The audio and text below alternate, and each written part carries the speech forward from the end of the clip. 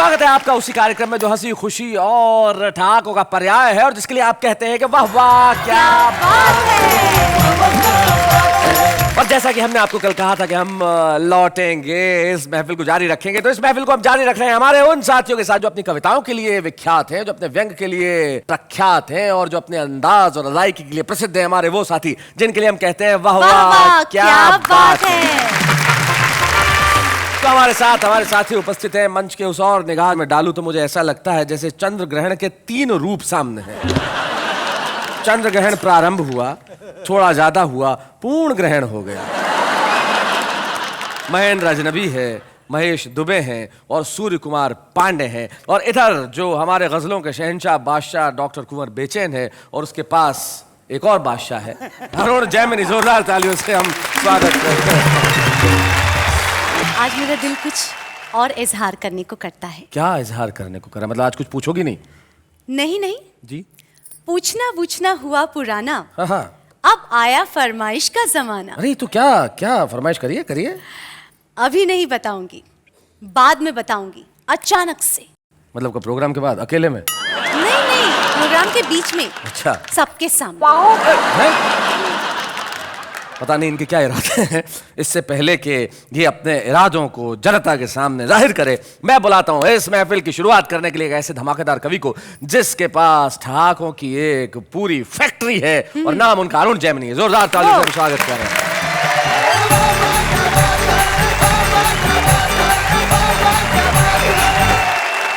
मैं सोच रहा था नेहा जी कहेंगे कि सबसे पहले मेरी फरमाइश है कि अरुण जैमिनी को सुनूं, तो शायद मैं पुनः जवान हो जाता।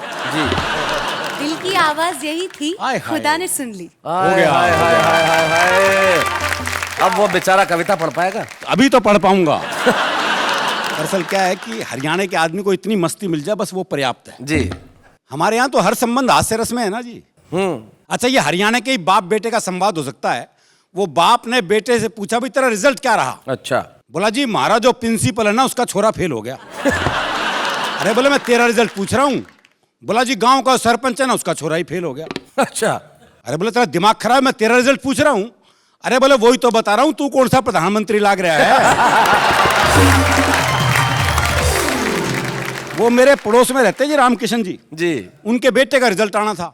तो बाप ने कहा अगर फेल हो गया ना तो मुझे बापू मत कह दियो बस। दोपहर में बेटा रिजल्ट लेके वापिस आया तो बाप ने पूछा भाई रिजल्ट क्या रहा? तो छोरा बोला रामकिशन के रखा रिजल्ट में छोड़ना। ये हरियाणा के संबंध ऐसे ही हैं जी। जब ये बाप बेटे के ऐसे हैं तो सास बहू दामाद ये तो हास्य से भरे ही पड़े हैं जी। वो एक दामाद पूछा ससुराल पति को, तो सास का जी नहीं कर रहा था भेजने का। तो उसने कहा अगले हफ्ते आइए। वो अगले हफ्ते आया। सास बोली बे जी नहीं भरा, अगले हफ्ते आइए। वो फिर अगले हफ्ते आया। सास बोली तू तो हर हफ्ते आ जा है। हाँ। हम अभी नहीं भेजेंगे, 15 दिन के बाद भेजेंगे। बोला जी मैं भी आ जाके थक गया, मैं 15 दिन यहीं रुकूंगा। बोले जी आप रुकोगे तो लोग क्या कहेंगे? बोले क्यों? थारी छोरी हमारे यहाँ 6 महीने रुकी। सही बात है। बोले जी वो तो आपके यहाँ ब्याही गई है। तो बोले मैं कह फूका गया हूँ। वो एक और दामाद पता ससुराल पति को लेने तो सास का जी नहीं कर रहा था भेजने का। तो उसने बाकी बच्चों से कहा बोल जीजा को समझाओ। अच्छा। और अगर नहीं माने ना तो यूं कह देना हमारी माता जी की देवी आ जाती है। देवी आ जाती है। और जब देवी आ जाती है अपनी बात मनवा के छोड़ती है। बालक पहुंच गए, बोले जी आज अभी नहीं भेजेंगे। बोले लेके जाऊंगा। बोला ऐसा हमारी माता जी की देवी आ जाती है और जब देवी आ जाती है अपनी बात मनवा के छोड़ती है। बोला देवी आ जाया देवा आ जा। मैं तो लेके जाऊंगा। थोड़ी देर बाद सास जो बाल वाल बिखेर के आ गई। बोली देवी आ गई ना भेजूं, देवी आ गई ना भेजूं, देवी आ गई ना भेजूं। दामाद थोड़ी देर ड्रामा देखता रहा। फिर बोला भैरव आ गया लेके जागा। दरअसल क्या है हमारे यहाँ काम वही कर सकते हो जो हरियाणा का ही हो जी। अच्छा। जैसे डॉक्टर है, कोई और प्रदेश का जाके वहां डॉक्टरी करने लग जा, कर ही नहीं सकता। क्योंकि मरी बीमारी ऐसी बताओगा। बोले डॉक्टर साहब कालजे में कुछ धुआं सा उठा है। और डॉक्टर भी कमाल है। वो एक डॉक्टर एक मरीज का चेकअप कर रहा था, देखा उसकी दोनों टांगे नीली पड़ गई। बोले ओहो जहर चढ़ रहा है भाई, टांगे काटनी पड़ेंगी। दोनों टांगे काटी गई साहब, नकली टांग लगवाई गई। देखा कुछ देर बाद नकली टांग भी नीली पड़ गई। बोले ओहो तुम्हारी तो जीन्स ही रंग छोड़ती है। वो एक आदमी का मुकदमा चल रहा था तो भाई ने अपना वकील नहीं किया। अच्छा। बोले अपनी वकालत खुद ही करूंगा। अब बोला जज साहब हमारे बीच में झगड़ा हो गया कसूत्ता। कसुत्ता। अब जज की कुछ समझ में नहीं आया। बोले भाई तुम क्या कह रहे हो, मेरी समझ में नहीं आ रहा, तुम अपने लिए कोई वकील कर लो। है बोले समझ में तेरे नहीं आ रहा और वकील मैं कर लूं। तो ये हरियाणा की अलग मस्ती है जी। जी। आइए मस्ती से कविता की ओर चलते हैं जी। एक कविता आपको सुनाता हूं। युद्ध से मैंने एक हास्य की कविता निकाली है। युद्ध वीर रस का विषय है या करुण रस का, लेकिन मैंने कोशिश की उसमें से हास्य रस निकालने की। सीमा पर जैसी छिड़ी लड़ाई, देशभक्ति की भावना सब में उमड़ आई। कुर्बानी का कुछ ऐसा चढ़ा जुनून कि घायल सैनिकों को सभी देने लगे अपना अपना खून। अच्छा। नेता हो या व्यापारी, कवि हो या भिखारी, खिलाड़ी हो या संगीतकार, अध्यापक हो या बेरोजगार, तरह तरह के लोगों का जब घायल सैनिकों में खून चढ़ा तो सबका प्रभाव अलग अलग पड़ा। अच्छा। एक भिखारी का खून जब सैनिक के शरीर में गरमाया तो वो दुश्मन का गिरेबान पकड़ के गिड़गिड़ाया, जरा इस तरफ भी ध्यान दे दे, दे दे ऊपर वाले के नाम पे अपनी जान दे दे। इतना कहकर जैसी उसने जान ली, दूसरे दुश्मन ने उसकी नियत फौरन पहचान ली। वो वापस नियंत्रण रेखा की तरफ भाग चला। हमारा सैनिक बोला जो दे उसका भी भला, जो ना दे उसका भी भला। कवि का खून चढ़े सैनिक ने जब दुश्मन को अपने चुंगल में फंसाया तो दुश्मन गिड़गिड़ाया, माफ कर दो माफ कर दो। सैनिक बोला जाओ तुम्हें माफ किया। इतना कह के पहले तो उसने बंदूक की नाल साफ करने वाले ब्रश से दुश्मन का कान साफ किया। अच्छा। फिर अपनी कविताओं का बारूदी पुलिंदा बंदूक की जगह अपनी जुबान में भरा। अच्छा। और दाग दिए 12 दोहे 24 कविताएं और 36 चौपाई। अच्छा है, वाह वाह, वाह वाह। और दाग दिए 12 दोहे 24 कविताएं और 36 चौपाई। और जब तक उसके प्राण नहीं निकले उससे तालियां बजवाई। अध्यापक के खून वाला सैनिक निहत्था दुश्मन के बंकर में आया, एक का कान मरोड़ते हुए गुर्राया, अच्छा मेरे पीरियड में आधी क्लास भाग गई। सुनो ये बंदूक यहां से हटाओ, जाओ किसी पेड़ पर से एक मोटी डंडी तोड़ कर लाओ, पूरी चोटी पर उधम मचा रखा है, फौरन मुर्गा बन जाओ। और मुर्गा बने बने ही अपने खून से 40 बार जय हिंद लिखकर दिखलाओ। क्या बात। तुम्हें बंदूक में ना गोली भरनी आती है ना चलानी आती है, कुछ दिन मेरे घर ट्यूशन पढ़ने आओ। एक फिल्म अभिनेता का खून चढ़े सैनिक से अफसर ने कहा निशाना लगाओ। सैनिक बोला पहले कैमरामैन बुलाओ। अच्छा। और लाइट जलवाओ। हाँ। अफसर बोला लाइट जलवा के मरवाएगा? तो सैनिक बोला मुझे मरने का डर मत दिखाओ, ये काम मैं पहले भी कर चुका हूं। अच्छा। अब से पहले 15 फिल्मों में 50 बार मर चुका हूं। अच्छा। अफसर चौंका, 15 फिल्मों में 50 बार?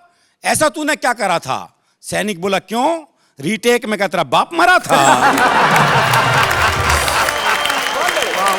फिल्मोनिया से ग्रस्त व्यक्ति के खून ने और कमाल दिखाया। फिल्मोनिया। हाँ। आगे बढ़ते दुश्मन को देखते ही चिल्लाया, जानी तुम्हारे पांव देखे बहुत गंदे हैं, इन वादियों में घिन आएगी, इन्हें हमारी जमीन पे मत रखना, जमीन मैली हो जाएगी। क्या बात है। बहुत ही। जमीन मैली हो जाएगी। और शिक्षा व्यवस्था पर एक व्यंग। एक सैनिक का बहुत ही मजबूत था कांधा। उसने 4 दुश्मनों का एक गट्ठर सा बांधा, उठाया, पीठ पर लटकाया और सारे युद्ध क्षेत्र का नक्शा बदल दिया। जब वो 5वें दुश्मन को एक हाथ में पानी की बोतल की तरह लटका कर चल दिया। अच्छा। सब हैरान परेशान, खा गए गच्चा। लेकिन ये किस्सा है सच्चा, क्योंकि उस सैनिक को खून देकर आया था एक स्कूल का बच्चा। क्या बात। एक सैनिक को गलती से एक नेता का खून चढ़ गया। बस यहां गलती हो गई। हाँ। एक सैनिक को गलती से एक नेता का खून चढ़ गया, ठीक होते हुए फ्रंट की बजाय दिल्ली की तरफ बढ़ गया। उसे फ्रंट का मतलब समझाया गया और सीधा कारगिल भिजवाया गया। वहां तोपों को देखते ही उसका कलेजा हिला। अच्छा यही हो बोफोर्स तोप जिसका कमीशन मुझे आज तक नहीं मिला। चल छोड़ अभी इस चक्कर में क्या पढ़ना है। फिर अफसर से बोला अच्छा बताओ मुझे किस चुनाव क्षेत्र से लड़ना है। अफसर ने कहा द्रास। वो बोला क्या कहा, मद्रास? मुझे तो उत्तर भारत में कहीं से लड़ा दो। अफसर गुस्से में बोला इसे सीधा टाइगर हिल पे चढ़ा दो। वो सिरफिरा चढ़ते चढ़ते कई बार गिरा। इस दृश्य का आप लोग आनंद लें। जी। वो सिर फिरा, चढ़ते चढ़ते कई बार गिरा, जहां भी 2-4 सैनिक दिखें वहीं रस्सी छोड़ दे और वोट मांगने के लिए दोनों हाथ जोड़ दे। और कविता की सबसे महत्वपूर्ण पंक्ति आप तक पहुंचा रहा हूं, लेकिन मैं कहता हूं कुछ ऐसा इंतजाम हो जाए, नेताओं का खून सैनिकों को नहीं बल्कि सैनिकों का खून नेताओं को चढ़वाया जाए। क्या बात है, वाह वाह वाह। सैनिकों का खून नेताओं को चढ़वाया जाए ताकि उनमें भी भारत मां के सच्चे सपूतों का रक्त हो, कोई ढूंढने से भी देशद्रोही ना निकले, हर नेता देशभक्त हो। वाह वाह वाह।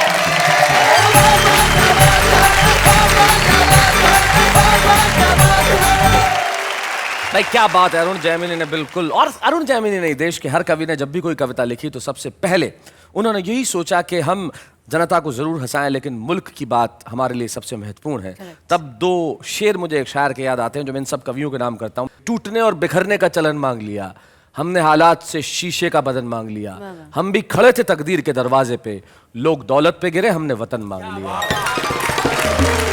वो जो वतन है वो बड़ा महत्वपूर्ण है और कई लोग हैं इस वतन में जो बड़े महत्वपूर्ण है हिंदी कविता के लिए, शायरी के लिए और हम सब के लिए।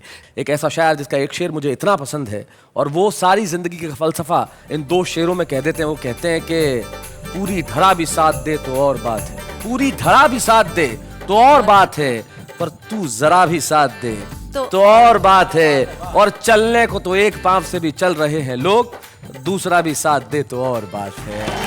ऐसे शेर कहने वाले डॉक्टर कुंवर बेचैन हमारे बीच में, हम जोरदार तालियों से स्वागत करते हैं डॉक्टर कुंवर बेचैन का।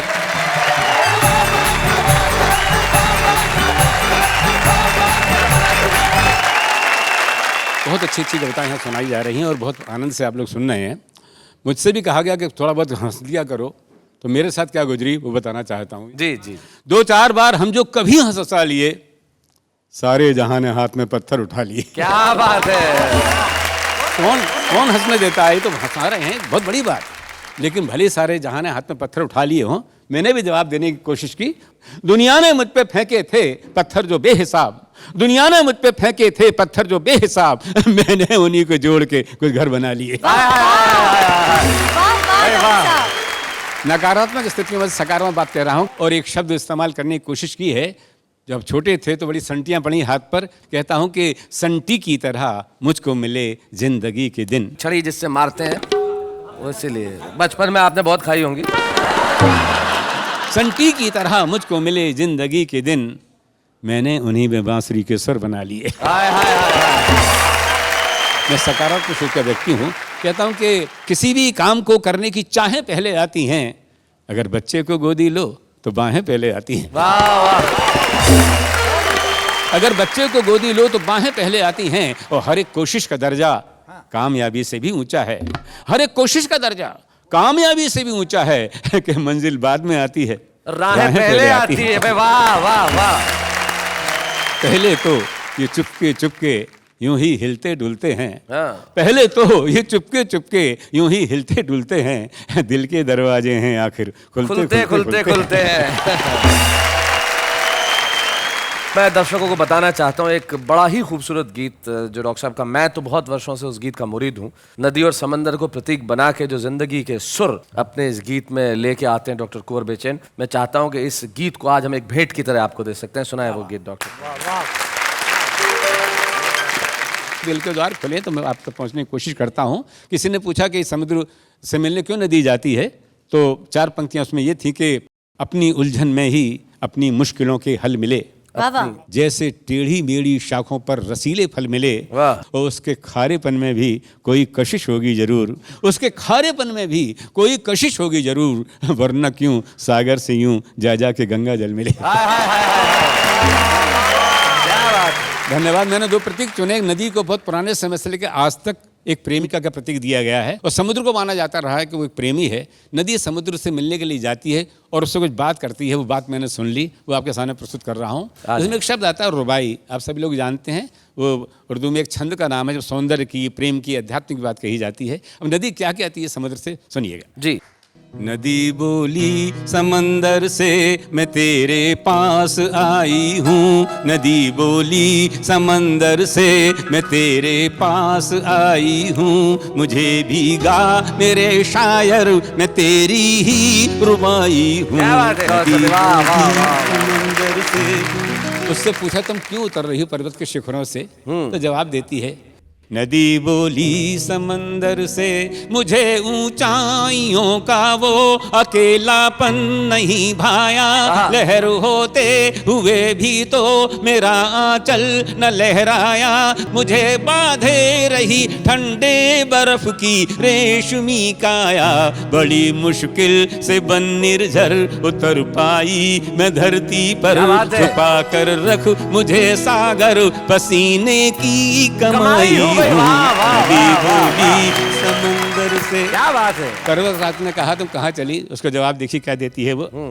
नदी बोली समंदर से मुझे पत्थर कभी उन घाटियों के प्यार ने रोका, कभी कलियों कभी फूलों भरे त्योहार ने रोका, मुझे कर्तव्य से ज्यादा किसी अधिकार ने रोका, मुझे कर्तव्य से ज्यादा किसी अधिकार ने रोका, मगर मैं रुक नहीं पाई मैं तेरे घर चली आई, मैं धड़कन हूँ मैं अंगड़ाई तेरे दिल में समाई हूँ।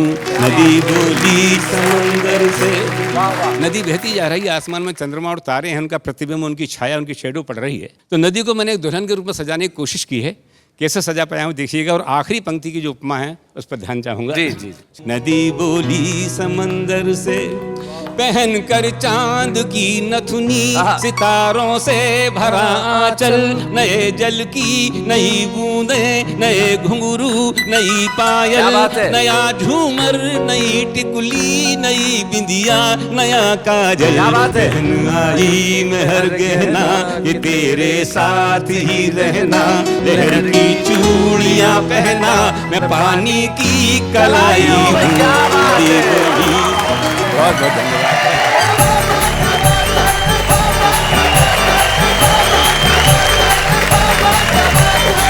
क्या बात है। मेरे ख्याल से पूरे देश में और दुनिया में इस वक्त करोड़ों तालियां बज रही है आपके लिए भाई। क्या बात है, अद्भुत गीत। कुछ लोग होते हैं जो खुद को पहचानते हैं, हर उम्र में पहचानते हैं, जैसे सूर्य कुमार पांडे जी। उन्होंने हर उम्र में खुद को पहचान रखा है कि उन्हें करना क्या है। एजेंडा बिल्कुल क्लियर है, जवानी से लेकर बुढ़ापे तक उम्र कोई भी आए एजेंडा क्लियर है, चाहे वो जवान रहे न रहे, एजेंडा क्लियर है। और इनसे जब मैं पूछता हूं कि आपको पता है कि ऐसा क्यों करना है, किस तरह से करना है, तो किसी शायर के दो शेर ये कहते हैं कि एक ऐसा भी जाम हो जाए कि गम का किस्सा तमाम हो जाए, एक ऐसा भी जाम हो जाए कि गम का किस्सा तमाम हो जाए। ये तो कहिए कि मोहब्बत है उनसे, वरना जीना हराम हो जाए। ये है सूर्य कुमार पांडे।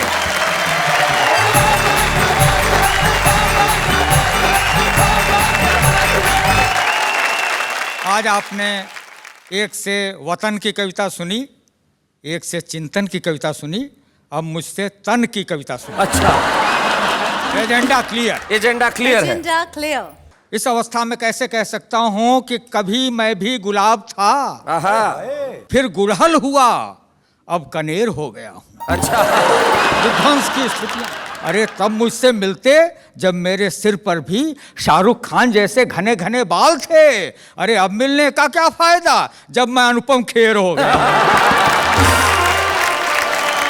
नजर के सामने हरदम इसे रखता हूं अब तो मैं। अच्छा, बताता हूं कि चश्मे से क्यों इतना प्यार करता हूं।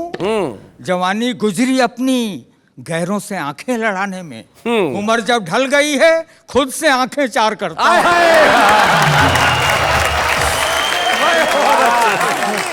मेरा भी जिक्र है शामिल तेरे फसाने में, मेरा भी जिक्र है शामिल तेरे फसाने में, तमाम उम्र गुजारी तुम्हें फंसाने में।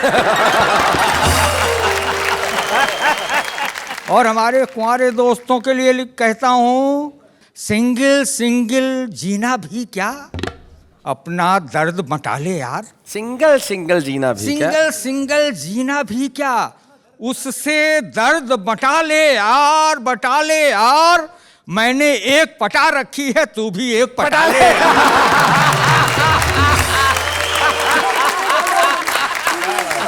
नेहा जी सुनिए आप। हाँ सही में आपका एजेंडा कि क्लियर हम है। बिल्कुल एजेंडा क्लियर। हम हो गए हैं मूंगफली की तरह सस्ते, हाँ। उनके अपने अब तो जुदा हो गए रास्ते।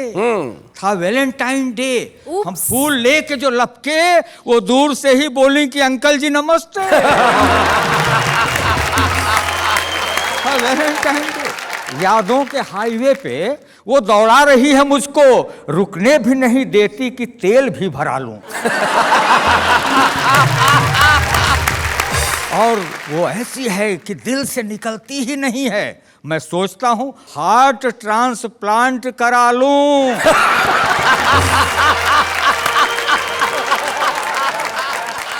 तो मेरी महबूबा मुझसे इस तरह चाहत बढ़ाती है। अच्छा। कि ये सरकार जैसे तेल की कीमत बढ़ाती है। हाय हाय क्या बात है, वाह वाह वाह वाह वाह वाह वाह वाह वाह। और जब मैं रूठता हूं तब वो मुझको यूं पटाती है, बढ़ाती दर्द बित्ता सा और इत्ता सा घटाती है। बहुत बढ़िया पांडे। हुई मेमोरी फुल ऐसी कि अपना सेंस गायब है। अच्छा।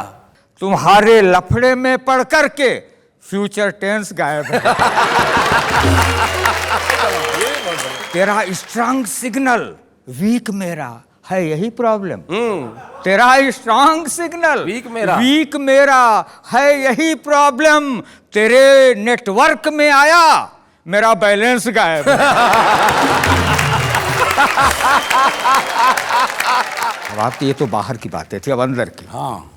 मैंने कहा वाइफ जी, मैंने कहा वाइफ जी, यह पुत्र हम दोनों का, पर शक्ल और सूरत में आप पर गया है। पत्नी ने कहा कुछ तो कंपनसेट हो रहा है, कैरेक्टर में तो पट्टा अपने बाप पर गया है। तो अब ऐसे बच्चे तो उसको क्या समझाता हूं मैं कि प्यार की सीमा में रह। अच्छा। प्यार की सीमा में रह, साबुत रहेंगे तन बदन। डैडी क्या हैं, चांद तारे कदमों में झुक जाएंगे।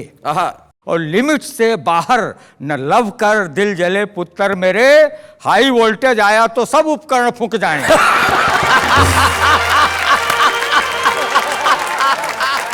मैं आपको सुनाता हूँ, आपके लिए, हमारी इस युवा पीढ़ी के लिए जी।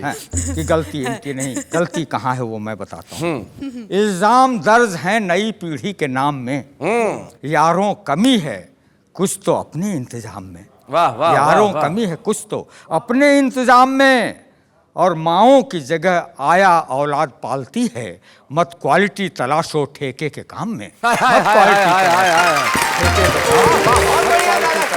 और ये पंक्तियां और सुनिएगा भाई के, नफरतों को दूर रख वरना बहुत पछताएगा। प्यार का एसी चला ले, दिल में ठंडक पाएगा। और आदमी को धूल जूते की समझने का गुमान, वक्त का जूता पड़ेगा आदमी हो जाएगा। क्या बात है, वाह वाह वाह वाह वाह वाह।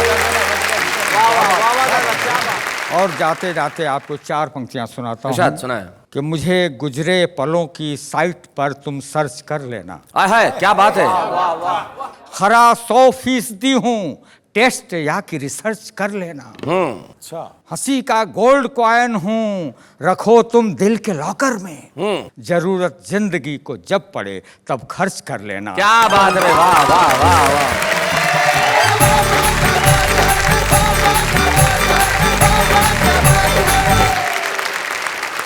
भाई आप हंसी के गोल्ड कॉइन नहीं है, गोल्ड माइन है। अगर सही अर्थों में कहूं तो भाई क्या बात है। आपके लिए बजती हुई तालियां ही आपका ये सम्मान है। आप हंसी के सिक्के नहीं, हंसी की खान है भाई। जोरदार तालियों से स्वागत करें। वाह वाह। आपकी इतनी लंबी करियर में आपके प्रोफेशनल लाइफ में कौन सा बेस्ट लम्हा था या है? बस ये अभी कुछ दिनों पहले जब चैनल ने मुझे फोन किया और वाह वाह क्या बात है शुरू करना और कहा कि एंकरिंग की जिम्मेदारी मुझे निभानी है और कविताएं बोलनी है। मेरे ख्याल से वो सबसे बेस्ट लम्हा था। Wow that's great. हाँ। वाह वाह क्या बात है। लेकिन वो लम्हा ज्यादा देर तक टिका नहीं। जैसे ही मुझे पता चला कि मेरी को एंकर आप होंगी लेकिन खुशी का कोई ना कोई आदमी अपना प्रबंध कर ही लेता है। आप और मैं मिलकर करेंगे खुशी का इंतजाम। लेकिन अभी हम लेते हैं एक अल्प विराम।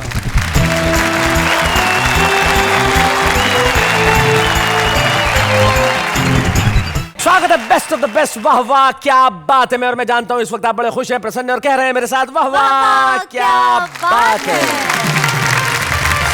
आज हम आपसे एक बात कहना चाहते हैं जी। अपने दिल का इजहार करना चाहते हैं, अपने प्यार का इजहार करना चाहते हैं। ये सबके सामने? जी ठीक है करो फिर। प्यार किया तो डरना क्या। तो सबके सामने कह देती हूँ। आई लव बाबा क्या बात है। और मेरा दिल करता है कि कविताओं का ये सिलसिला चलता ही रहे और कविताओं का ये कारवां कभी न रुके, बस आगे बढ़ता ही रहे। थैंक गॉड थैंक गॉड कि इनका प्यार सिर्फ वाह वाह क्या बात है तक ही सीमित है। लेकिन मैं बुलाता हूं उसे जिसे आप बड़ा प्यार करेंगे। हमारे आज के इस एपिसोड में हमारे खास मेहमान जो खुद कवि नहीं है लेकिन एक बड़ी कमाल का अभिनेता है। उनके वॉइस ओवर्स आपने बहुत सारी जगह सुने होंगे, बहुत सारे टेलीविजन शोज, बहुत सारी फिल्में और कमाल के आर्टिस्ट हैं वो। जब वो आते हैं तो सिर्फ ठाके ठाके होते हैं। मेरा दोस्त सुनील ग्रोवर। सुनील ग्रोवर।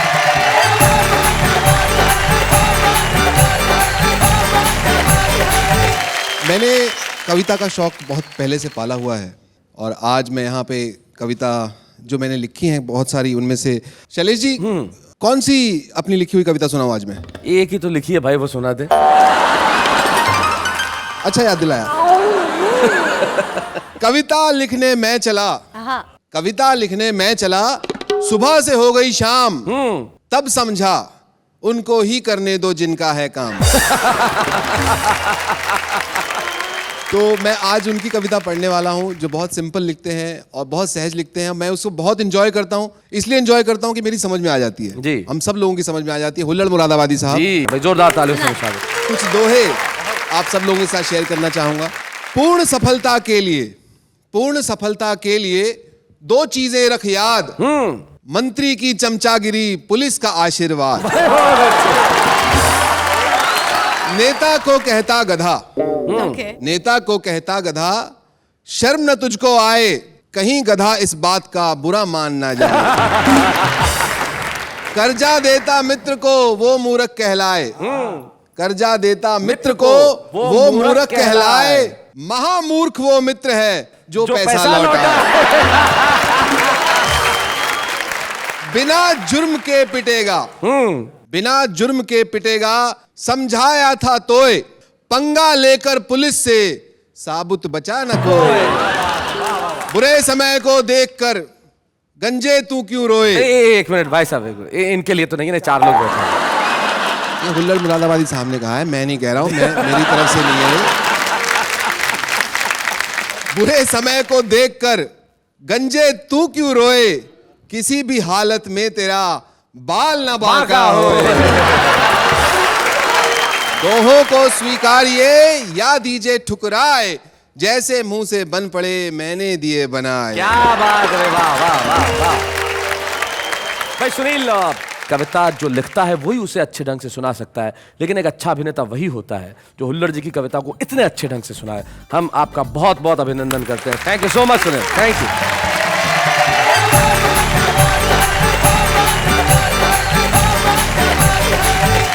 तो भाई ये थे सुनील ग्रोवर जो कमाल की कविताएं सुना रहे थे। हुल्लड़ जी के दोहे, हुल्लड़ जी की कविताएं तो आज तक बड़ी कमाल की थी। उनकी एक कविता थी, एक कवि सम्मेलन। उस कवि सम्मेलन में कहते हैं कि भाई जब कोई कवि नहीं मिला तो एक किसी चलते फिरते आदमी को ला के वहाँ खड़ा कर दिया और बोला कि आप कविता पढ़ो।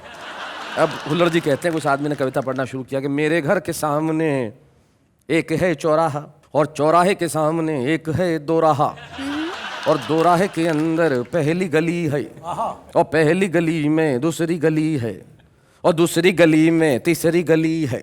ये क्या सुना रहे हैं आप? अब मैं तो कही था मैं कभी नहीं हूं। एक ने कहा कि बैठ जाइए, बोले बैठने के 5000 दिलवाइए क्योंकि पूरी 175 गलियां हैं। मित्रों, इस देश में 175 गलियां या उससे कहीं ज्यादा गलियां होंगी। हर जगह कोई ना कोई कवि पाया जाता है। बहुत सारे कवि ऐसे होते हैं जो प्रसिद्धि के बहुत बड़े मुकाम पे पहुंच जाते हैं, और कुछ कवि ऐसे होते हैं जिनमें अकूत प्रतिभा होती है, और हम ऐसे ही कवियों को इस खास सेगमेंट में यहाँ बुलाते हैं जिनके भीतर अकूत प्रतिभा है और जो आने वाले कल के बड़े स्टार बनने वाले हैं। तो हम इस बेस्ट ऑफ द बेस्ट वाहवा में एक बेस्ट ऑफ द बेस्ट शुभ रुस्तम को बुला रहे हैं। मुंबई से हमारे बीच में है प्रकाश पपलू।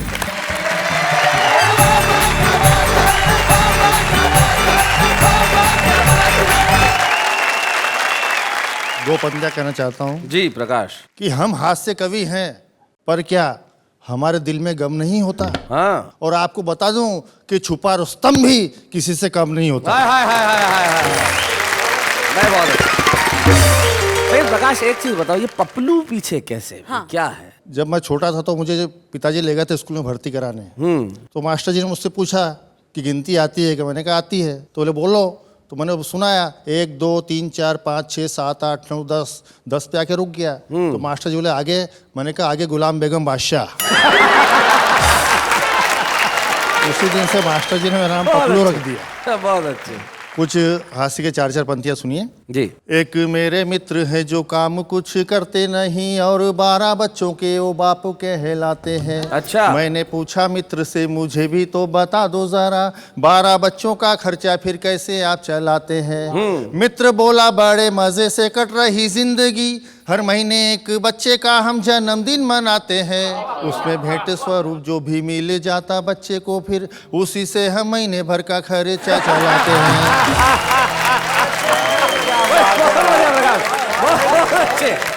एक अखिल भारतीय मच्छरों का सम्मेलन हुआ, ऐसी मिसाल तो पहले कहाँ मिलती थी। करोड़ों की संख्या में हुए थे जमा वहाँ पर, एक ताये देखने को पहले कहाँ मिलती थी। एक बूढ़े मच्छर ने युवा मच्छरों से कहा, तुमसे अच्छी किस्मत हमें कहाँ मिलती थी। हमारे ज़माने में स्त्रियों के शरीर पर काटने को इतनी खुली जगह कहाँ मिलती थी।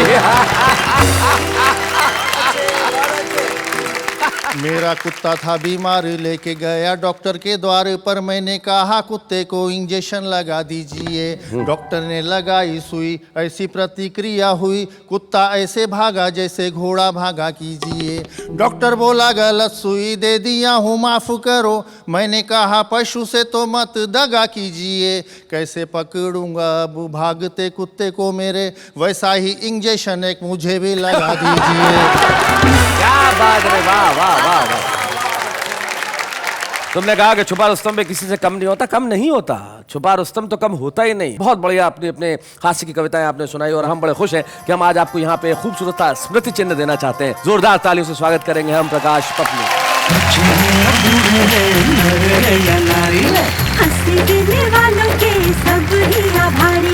कविता सुनाने वाले अब सबके साथ हैं।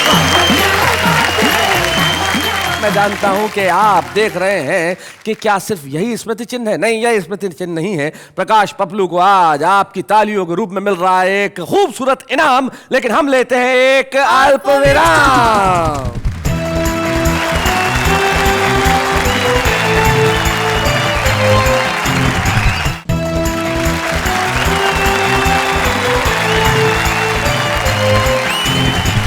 लौट आए हैं हम उस सरिता में जहां पे लहरें हंसी की है और ठहाकों के भंवर है, जिसमें हम सब लोग फंसते हैं और कहते हैं कि वाह वाह क्या बात है।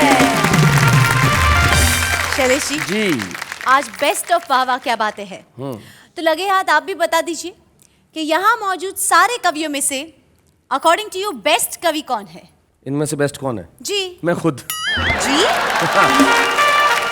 भाई देखिए, मैं इन सब कवियों का शुभचिंतक हूँ, मैं कहूँ कि ये बेस्ट है तो ये बुरा मान सकते हैं, तो ये कहूँ कि ये बेस्ट है तो वो बुरा मान सकते हैं। इन सबको एक झगड़े से बचाने के लिए मैंने कह दिया कि मैं खुद हूँ। भाई जिंदगी के अंदर ये त्याग करना बड़ा जरूरी है, और कई बार हम ऐसा त्याग करते हैं। तो मैं तो हमेशा से ऐसा त्याग करता रहा हूँ, पर लेकिन त्याग हमारा आम आदमी भी करता है अपने समय का, और लिखता है कुछ छोटी छोटी कविताएं। कैसे लिखता है जरा सुनते हैं, जरा देखिए। सच में दिल आपकी आंखों से गहरा निकला, जिसको भी ये शेर सुनाया वो पहले से ही बहरा निकला। एक बेगुनाह की सजा चुकाने के लिए 10 मुजरिमों को छोड़ दो, एक बेगुनाह की सजा चुकाने के लिए 10 मुजरिमों को छोड़ दो। एसीपी प्रद्युम्न ने कहा, दया दरवाजा तोड़ दो। एक बात मेरी समझ में बिल्कुल नहीं आती है, एक बात मेरी समझ में बिल्कुल नहीं आती है, पढ़ाई करने बैठो तो इतनी नींद क्यों आती है। शायरी करनी आती नहीं, सभी शायरी करने चले, और शायरी को घास समझकर सभी गधे चरने चले।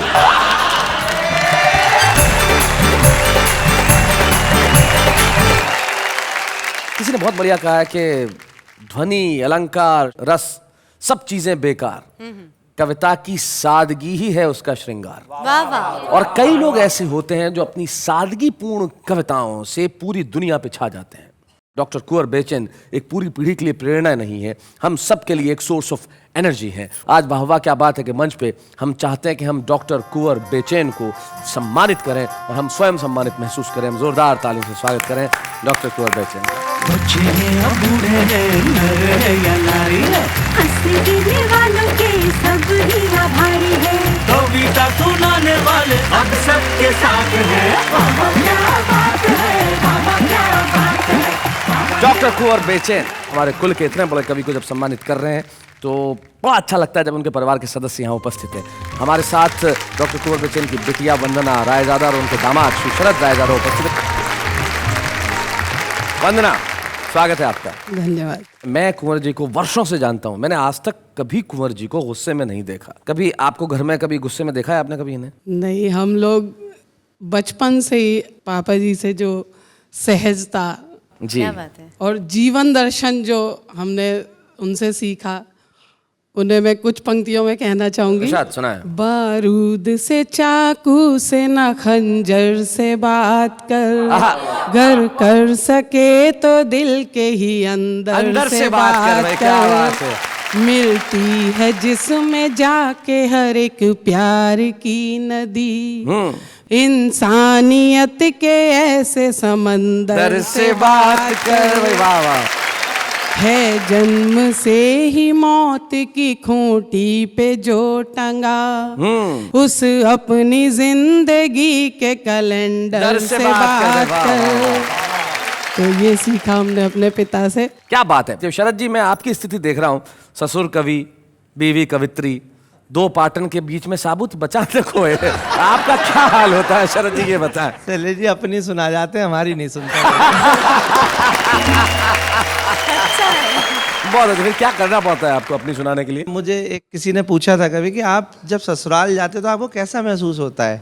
मैंने उनको बोला कि वो एक मेरा ना आत्मिक चिंतन का स्थल है। अच्छा।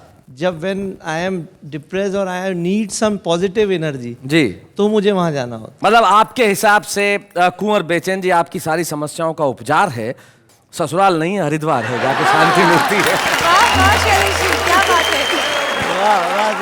आज ये गजलकार का यहाँ सम्मान हुआ, इसलिए बशीर बद्र साहब के दो शेर आपसे जाते जाते कहना चाहता हूँ। यही कह सकता हूँ, मोहब्बत में इससे बढ़िया क्या कहा जा सकता है। वो कहते हैं कि अभी इस तरफ न निगाह कर, मैं गजल की पलकें सवार लूं।